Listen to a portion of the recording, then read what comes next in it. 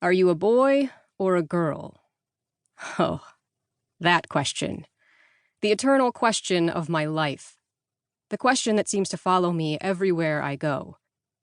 I can think back to a time when I was out skating with my childhood best friend, Evan, in Covina Park, California. He was 2 years older than me and had dirty blonde, shaggy hair and blue eyes. People always thought we were siblings, and, in a way, it felt like we were. While we'd skate, there was always a group of boys skating in the park with us. One time, they confronted me with that question. Evan stood up for me. He told them I was a girl. "So, you're a tomboy?" they asked, their faces scrunched up with uncertainty. I shrugged it off and nodded yes, feeling exposed. Those moments came often, and the truth was that I wanted to say I was a boy. If I had to opt for being either a girl or a boy, the answer was obvious. It was so simple. I wish I could still say that now. I wish it was really that simple. As I've gotten older, the question carries more and more weight, because to me, the question isn't whether I am a boy or a girl, but rather, why are there only two options to choose from to begin with? As a transmasculine person, I notice the look of confusion on people's faces when I speak. My voice sounds feminine to them, so when possible, I opt for not speaking at all. I wear hats and hoods to avoid eye contact with strangers, and I bind my chest to appear flat. Baggy sweatshirts are my best friends. I feel alien in most public spaces, unless, of course, it's a queer space. I am hypervigilant in every place I enter because I experience transphobic microaggressions on a daily basis. The blatant dirty looks, the doubt on people's faces, and then, of course, come the questions and comments. Are you in the correct bathroom? Why do you look like a boy?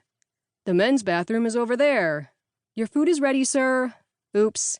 Ma'am. It gets tiring after a while. Nobody should have to repeatedly explain their existence.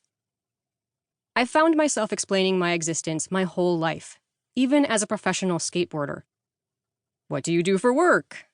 I'm a professional skater. Their head tilts to the side. It's the same look I get when people realize that I am not a cisgender guy. Skateboarding thrives on the perception of being progressive. One would think that an industry created by outcasts, creatives, and counterculture simply wouldn't tolerate sexism, homophobia, transphobia, and misogyny.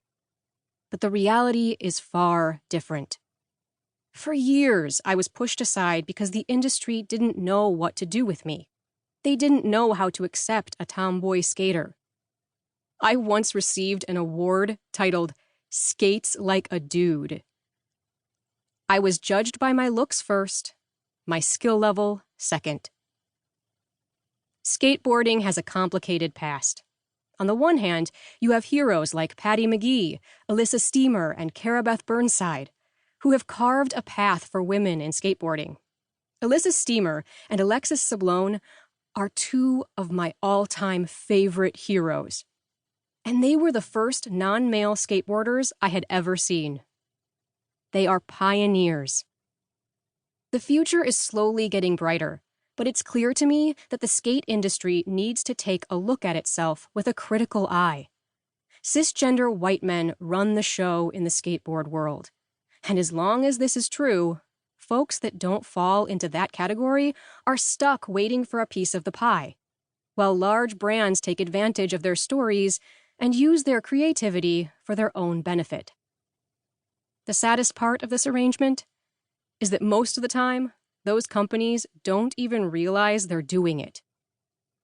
In a lot of cases, marginalized communities deal with tokenization and exploitation. And the skateboard industry is no exception. I have been skateboarding since I was around 2 or 3 years old. The moment I started, I knew that I wanted to skate for the rest of my life. It was my favorite thing then and remains sacred to me to this day.